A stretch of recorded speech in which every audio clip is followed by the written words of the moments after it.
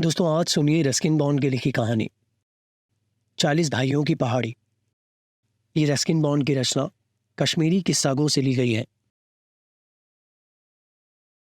कई साल पहले कश्मीर की ऊंची पहाड़ियों में एक धनी किसान रहता था जिसका नाम द्रूस था।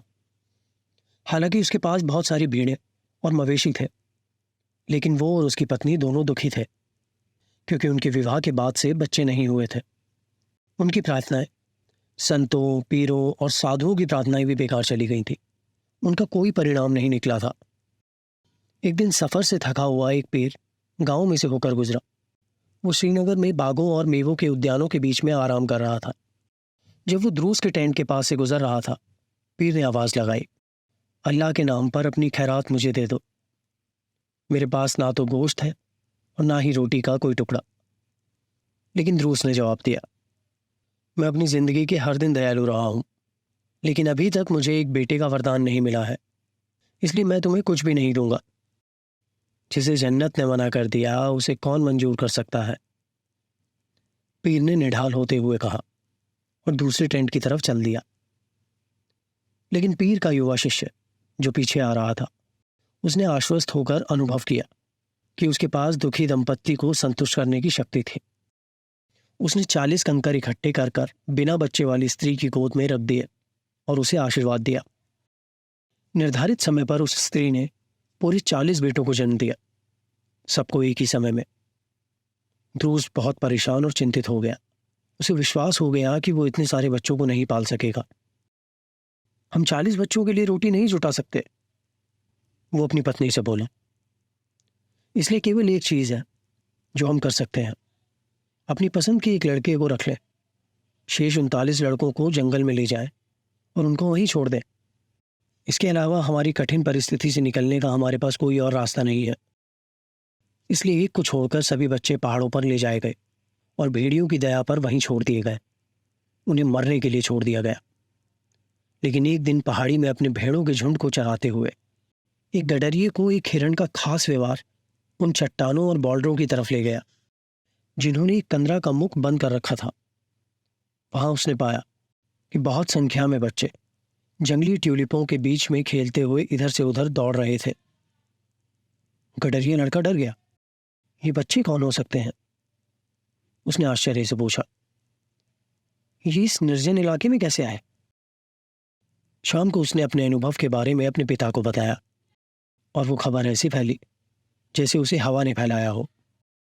अंततः ये बात द्रूस तक भी पहुंचे। वो फौरन समझ गया कि उस निर्जन क्षेत्र में खेलने वाले बच्चे उसके अपने थे। कई महीनों से वो पछता रहा था और दुखी भी था, लेकिन अब वो खुशी से झूम उठा। वो उस पहाड़ी की तरफ दौड़ा जहां उन्हें देखा गया था।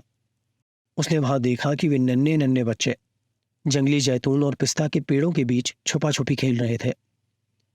सभी बच्चे एक दूसरे से मिलते थे और बहुत सुंदर थे, लेकिन अजनबियों से शर्माते थे।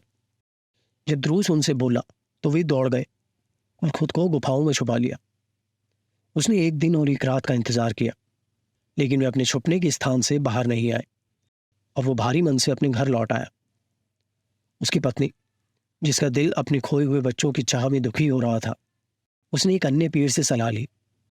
उसने कहा, उनके भाई को ले जाओ जिसे तुमने अपने पास रख लिया था।